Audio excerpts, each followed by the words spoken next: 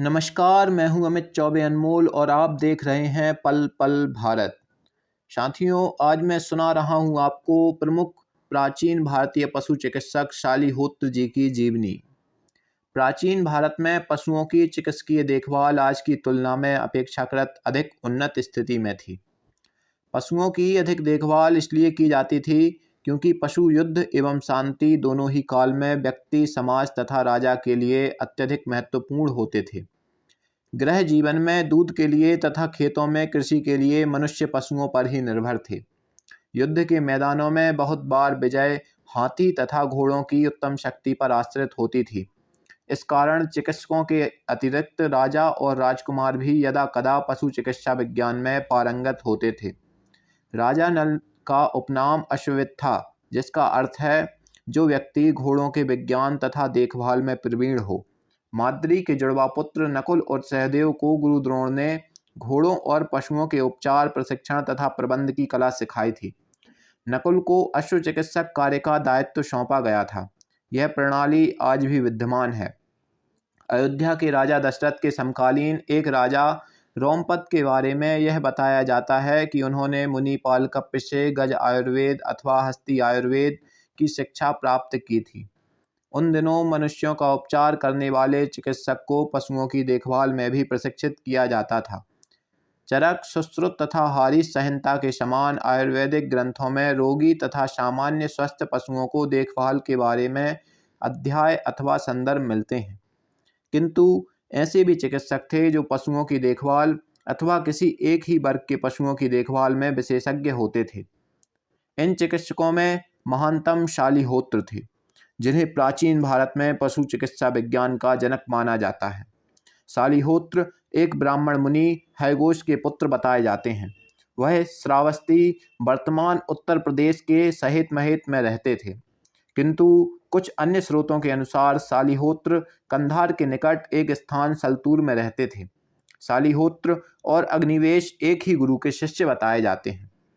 यह भी कहा जाता है कि सुश्रुत तथा शालिहोत्र ईस्वी पूर्व 8वीं शताब्दी के आसपास जीवित थे। शालिहोत्र घोड़ों के उपचार तथा अन्य पथ्यों के विशेषज्ञ थे। उन्होंने एक ग्रंथ है आयुर्वेद की रचना की, जिसे तुरंगम शास्त्र तथा शालिहोत्र संहिता भी कहते हैं। यह कृति अश्वों की देखभाल तथा उपचार से संबंधित है। भारतीय स्मृति के अनुसार है आयुर्वेद में निहित ज्ञान भी स्वयं समस्त ज्ञान के स्रोत ब्रह्मा द्वारा शालिहोत्र को प्रकट किया गया था। अश्व प्रशंसा तथा अश्वलक्षण शास्त्र नामक दो अन्य कृतियां भी शालिहोत्र द्वारा रचित बताई जाती हैं। आइए जानते हैं है आयुर्वेद क्या है। यह एक बृहद ग्रंथ है। इसमें 1200 श्लोक हैं। इस पुस्तक का एक ही अंश इस समय प्राप्य है। यह 8 भागों में विभाजित है और प्रत्येक भाग अनिवार्यतः विषय के एक पक्ष का विवेचन करता है।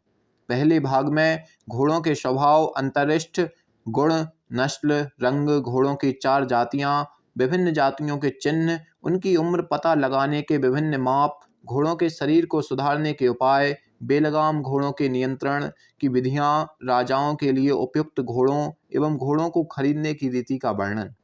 दूसरे भाग में निरूपण की रीतियों का उल्लेख है।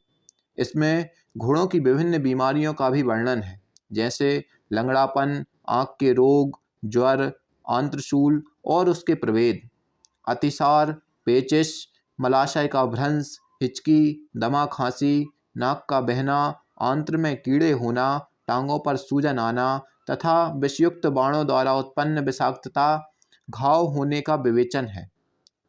तीसरे भाग में भ्रूण के निर्माण, गर्भाशय में भ्रूण के विभिन्न अंगों का विकास, गर्भ की कुस्थिति के कारण कठिन प्रसव की व्यवस्था तथा भिन्न भिन्न रोग, मूत्र अवरोध का वर्णन है। चौथे भाग में घोड़े के मुख और जीभ के उन रोगों का उपचार का विवेचन है जिनके कारण घोड़ा कुछ भी नहीं खाता है। इसी भाग में बादी और पेचिश का उपचार भी दिया गया है। पांचवा भाग घोड़ों पर विभिन्न नक्षत्रों के प्रभाव से प्रारंभ होता है और तत्पश्चात उसमें ज्वर, त्वचा रोग और अस्थिभंग का विवेचन है। छठे भाग में भी घोड़ों पर नवग्रहों की दुष्प्रभाव तथा इसमें घोड़ों को छुटकारा दिलाने का विवेचन है। सातवें भाग में उपचार के भिन्न भिन्न तरीकों का वर्णन है। इसमें दूध, शराब, नमक जैसे आहार के कुछ पदार्थों द्वारा उत्पन्न रोगों तथा एनीमिया की नली से उत्पन्न उलझनों का विवेचन है। 8वें और अंतिम भाग में रहस्यात्मक प्रसंग दिए गए हैं।